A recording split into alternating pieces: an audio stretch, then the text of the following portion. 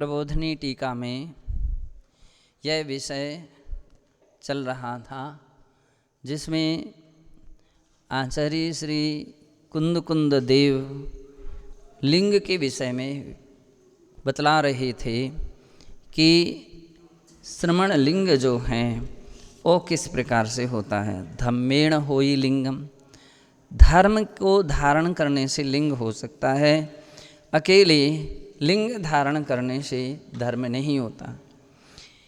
और इस प्रकरण को टीका में इस बात के लिए विश्लेषित किया गया है कि लिंग 4 प्रकार के होते हैं।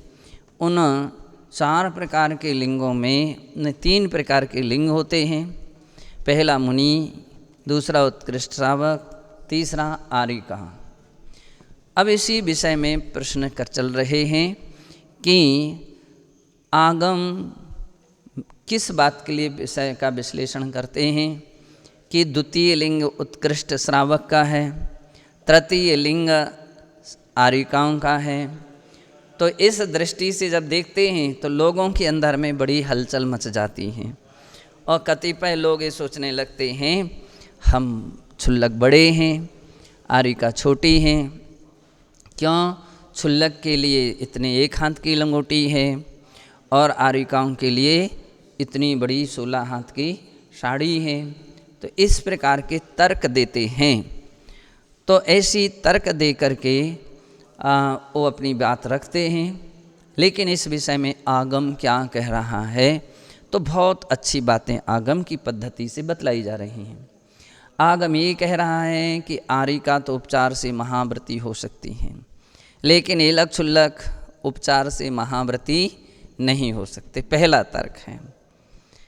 तो अणुव्रती से वो उपचार से महाव्रती 1 कदम आगे है, और आगे है तो वंदनीय, उन क्षुल्लकों से एलकों से आरिका वंदनीय है, पूजनीय है।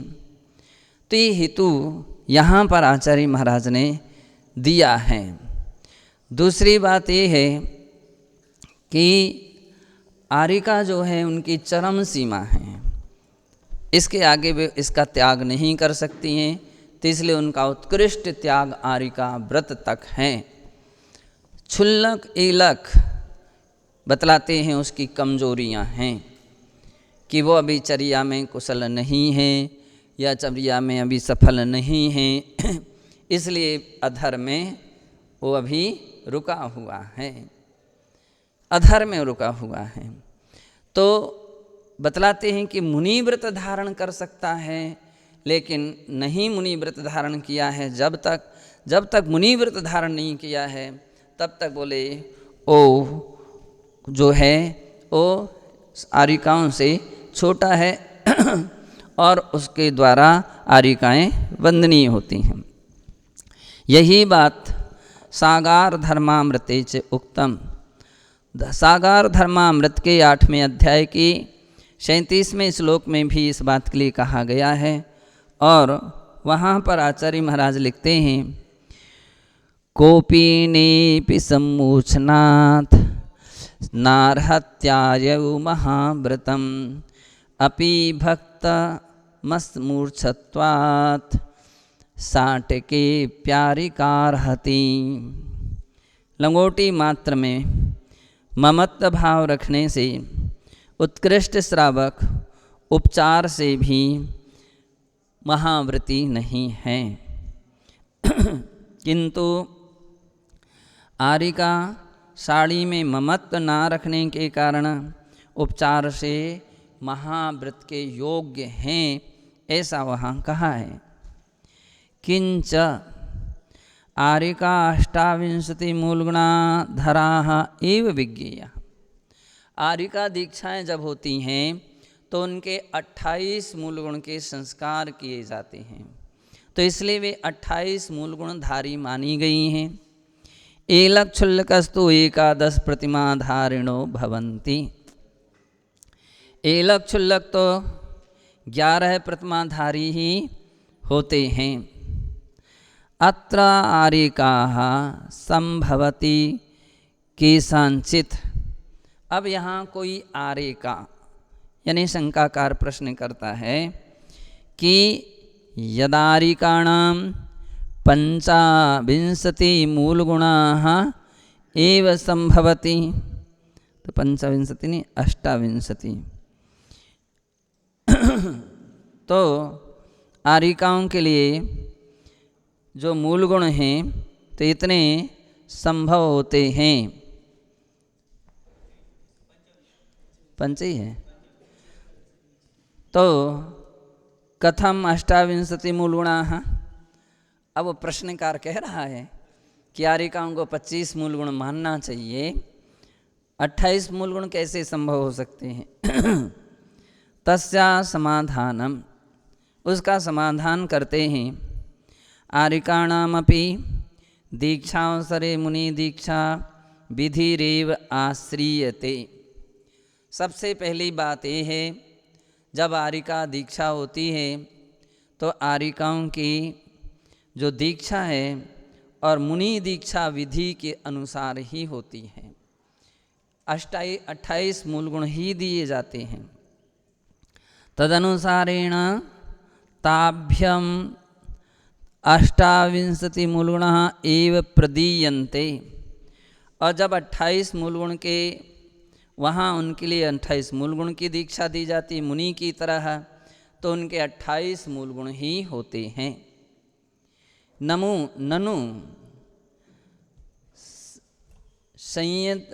नमो सवस्त्रतया तासाम अष्टमूलगुणानाम् एव सद्भावा स्वीकर्तव्यः इति चेतना। कहते हैं यहाँ भी एक शंकाकार कहता है कि सवस्त्र होती हैं इसलिए उनके लिए 8 मूलगुण कहना चाहिए, है ना, उनका सद्भाव स्वीकार करना चाहिए। यदि तासाम अष्टमूलगुणः एव स्युः तर्हि ता श्राविका एव स्युः। अब उसके विषय में तर्क दिया है कि यदि आप 8 गुण उनको मानोगे, 8 मूल गुण मानोगे, तो 8 मूल गुण श्राविकाओं के होते हैं। ता श्राविका एव स्युः, वे श्राविकाओं के ही होते हैं। एवं स्वीकृति सति, और ऐसा स्वीकार करने पर निगंथ अज्जियाओ सड्डा सड्डी चौबेहो संघो। कल्याणालोयणा गाथा 31 में 4 प्रकार के संघ माने गए हैं। निर्ग्रंथ यानी मुनि, आरिका, सड्डा सड्डी श्रावक और श्राविका, ऐसे चतुर्विध संघ माने गए हैं। एवं इति निर्दिष्ट चतुर्विध संघस्य भावः प्रसंगा स्यात्। यदि आरिकाओं के लिए 8 मूल गुण मान लिए जाएं तो वो श्राविका हो गई, और श्राविका हो जाएंगी तो चतुर्विध संघ का वर्णन गलत हो जाएगा। तो 4 प्रकार के जो संघ हैं, मुनि, आरिका, श्रावक, श्राविका, तो फिर तो मुनि, श्रावक और श्राविका त्रिविध संघ ही रह जाएंगे। तो जो भगवान की वाणी या आगम की वाणी है या आगम का व्याख्यान है वो गलत सिद्ध हो जाएगा। अतः और कह रहे हैं आरिका छुल्लिका तुल्यास्ता तरही त्रिविदेव संघा। फिर आरिका और छुल्लिका में कोई भेद नहीं रहेगा। वे भी 8 मूल गुणधारी, वे भी 8 मूल गुणधारी। तो इसलिए इस कारण से भी चतुर्विध संघ नहीं रहेगा। एवं पूर्वोक्त गाथायां निर्दिष्टस्य संघ चतुर्विधस्य असंगति आपदयते। कह रहे हैं कि यदि हम इस प्रकार से मान लें कि 8 ही मूल गुण होते हैं, तो आचार्य महाराज कह रहे हैं चतुर्विध संघ में असंगति आ जाएगी, यानी चतुर्विध संघ की व्यवस्था नहीं बन सकेगी। और आपदयते ये आ जाएगी।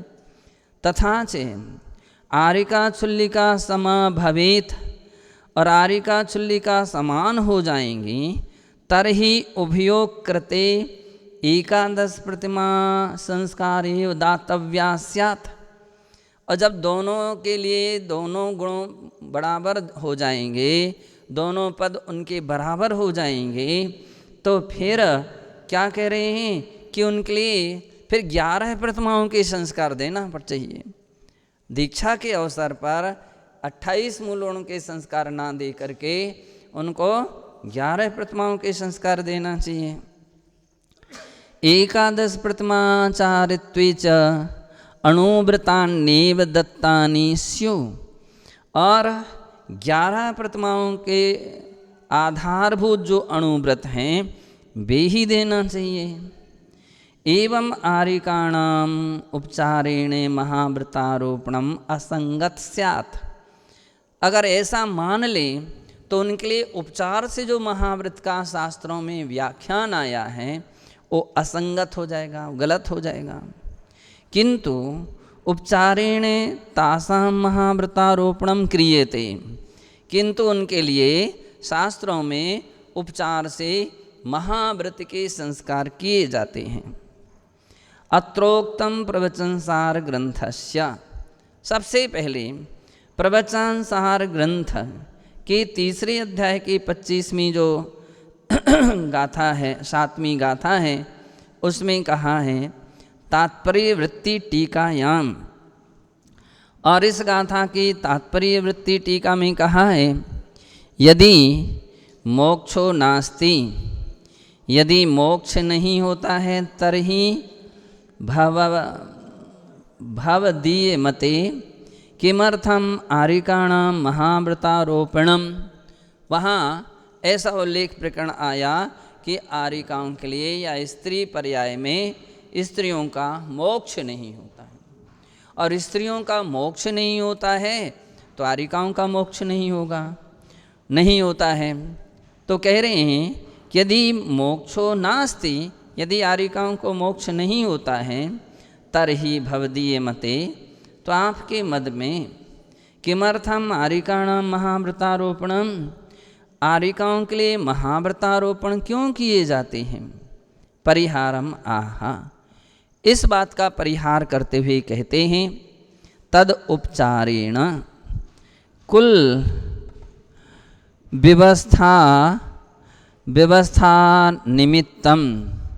और कह रहे हैं ये महाव्रत का आरोपण जो किया जाता है वो उनके उच्च कुल की व्यवस्था के लिए ही किया जाता है।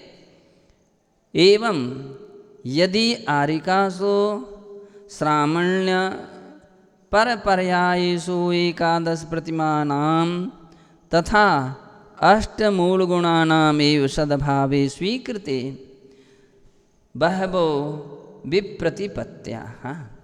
इस प्रकार से यदि आरिकाओं को श्रामण्य परपर्यायेषु, और कहते हैं श्रामण्य परपर्यायेषु, श्रामण्य का जो अपर नाम है उसके अनुसार श्रामण्य परपर्यायेषु एकादश प्रतिमानाम।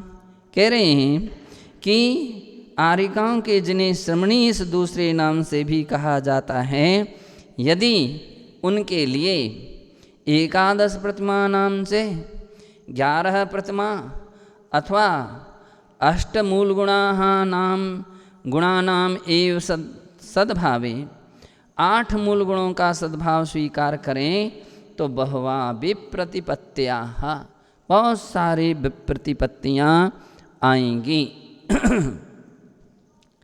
संकास्य समुद्भवेयुः अतस्ताभ्याम 28 मूलगुणानां संस्कारा एव प्रदीयन्ते तथे। इस प्रकार से आचार्य महाराज कह रहे हैं कि इत्यादि शंकाओं के सद्भाव में अतः समाधान के रूप में उनके लिए 28 मूलगुणानां संस्कारा ये प्रदीयन्ते, 28 मूल गुणों के ही संस्कार दिए जाते हैं।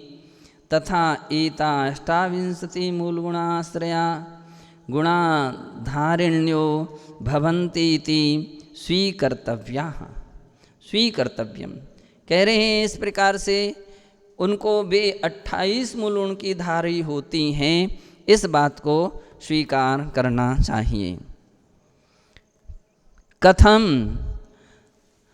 तासाम अचेलकत्व आशनानत्व स्थिति भोजनेति मूलगुणात्रय पालनम संगच्छते।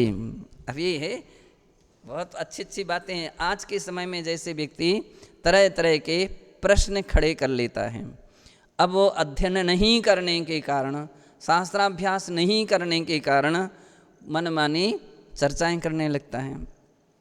तो उसी बात को ध्यान में रखते हुए कहा गया है कि उनके अंदर में अचेलकत्व, आयसनानत्व और स्थिति भोजनेति मूलगुणा त्रय पालनम संगच्छते।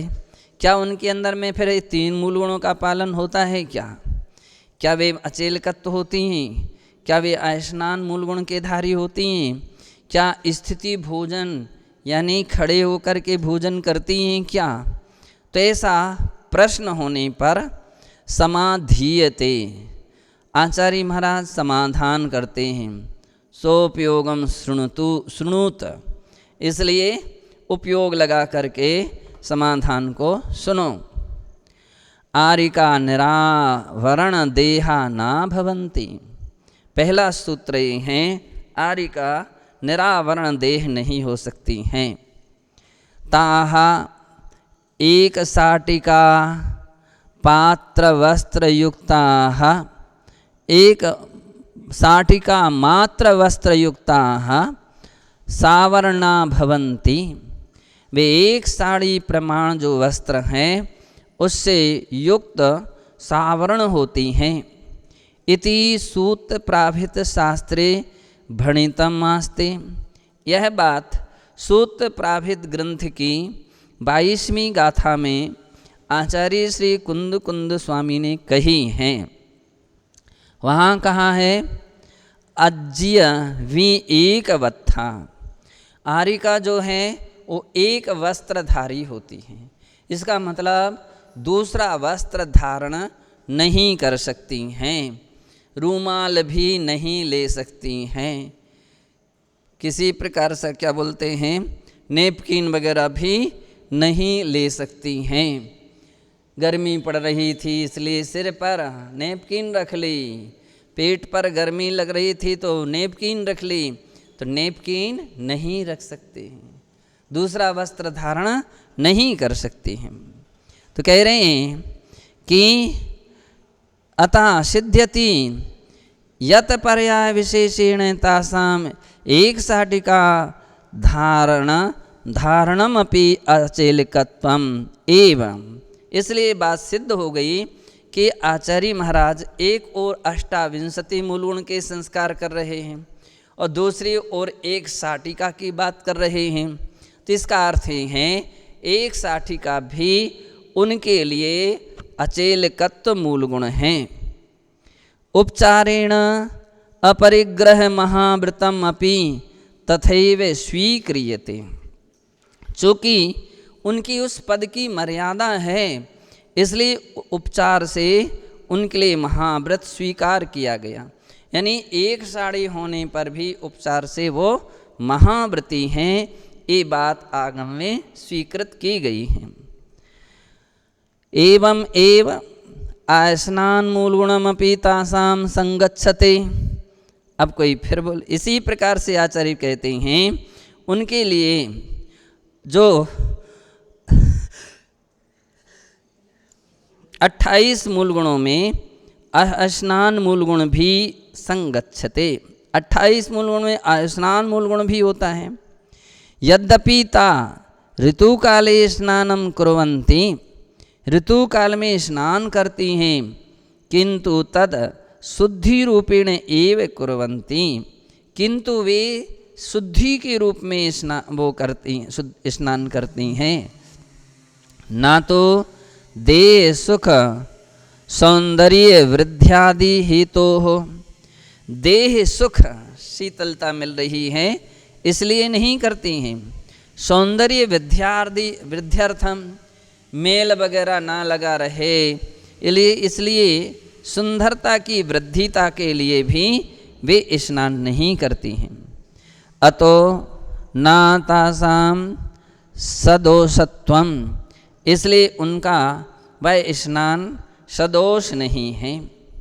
यदि सदोषत्वम स्यात्, यदि सदोष हो तरहि सवा अस्थि प्रभृति स्पर्शे मुनीनां दंडस्नानं यद क्रियते यद विधीयते तेनापि मुनीनां सदोषता आपदयते। कहते हैं यदि आप ऐसे प्रसंग पर सदोष मानेंगे, स्नान मानेंगे, तो मुनि भी दंड स्नान करते हैं।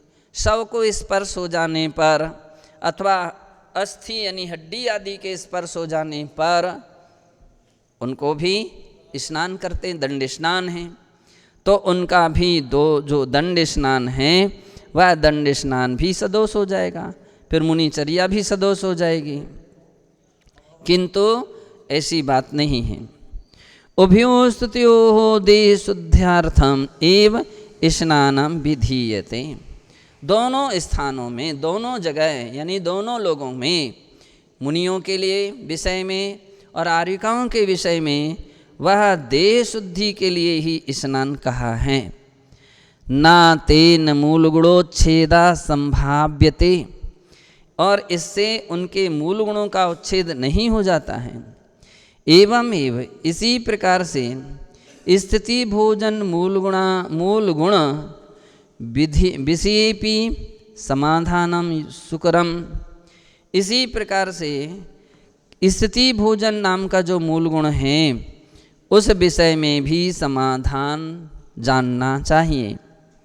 वह इस प्रकार से है, आर्यिका उपविश्य आहारम गृह्णन्ति, आर्यिका बैठ करके ही आहार ग्रहण करती हैं। खड्गासन वद एव उपविश्य आहार ग्रहणम ना तासाम मूलगुणोच्छेदकम। कहते हैं खड्गासन वद एव, वे बैठ करके ही आहार करती हैं तो भी उनकी पर्याय के लिए खड्गासन रूप में ही वह बैठ करके आहार ग्रहण करना स्वीकार किया गया है। ना तासाम मूल गुणोच्छेदकम, और इतने मात्र से उनके मूल गुणों का उच्छेद नहीं हो जाता है। उभयोरपि अस्थि रासने अंतरायः स्वीक्रियते। कहते हैं कि दोनों में भी अस्थिर आसने अंतरायः स्वीक्रियते, अस्थिर आसन में अंतराय स्वीकार किया गया है। चाहे मुनि हो चाहे आर्यिका हो, अस्थिर आसन यानी पैर हिला दें, आसन चेंज कर लें, बदल लें, खिसका दें, तो अंतराय स्वीकार किया गया है, वो अंतराय है। अतः तासाम उपविश्य आहार ग्रहणमपि स्थिति भोजन मूलगुणानो रूपम एव मंतव्यम। इस प्रकार से उनके बैठ करके ही आहार ग्रहण करने पर भी स्थिति भोजन नाम के मूल गुण के अनुरूप ही है, ऐसा मानना चाहिए। जिनाज्ञायाम संदेहो न कर्तव्या, ऐसी जिनेन्द्र भगवान की आज्ञा है, इसमें संदेह नहीं करना चाहिए। एवं आर्यिकाणां नाचे केवलं पंचविंशति मूलगुणाः नाचे केवलं 11 प्रतिमाः अपितु तासामपि 28 मूलगुणाः भवन्ति। इस प्रकार से आर्यिकाओं के लिए न केवल 25 गुण होते हैं, मूल गुण होते हैं, न 11 प्रतिमा होती हैं, अपितु उनके 28 मूल गुण ही होते हैं। ना चयिता छुल्लिका समाह, और न वे छुल्लिका के समान होती हैं। एतत् कारणाद् एव ता प्रति वंदामि इति वचनम प्रयुज्यते। और उदाहरण दे रहे हैं, इन सब कारणों से उनके लिए वंदामि शब्द का प्रयोग किया जाता है।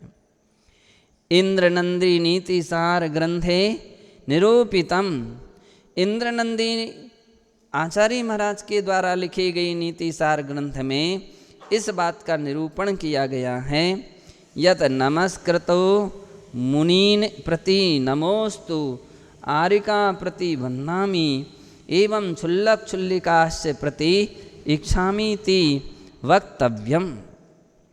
वहाँ आचार्य महाराज ने कहा है कि मुनियों के प्रति नमोस्तु, आरिकाओं के प्रति वंदामि, क्षुल्लिकाओं के प्रति इच्छामि बोलना चाहिए।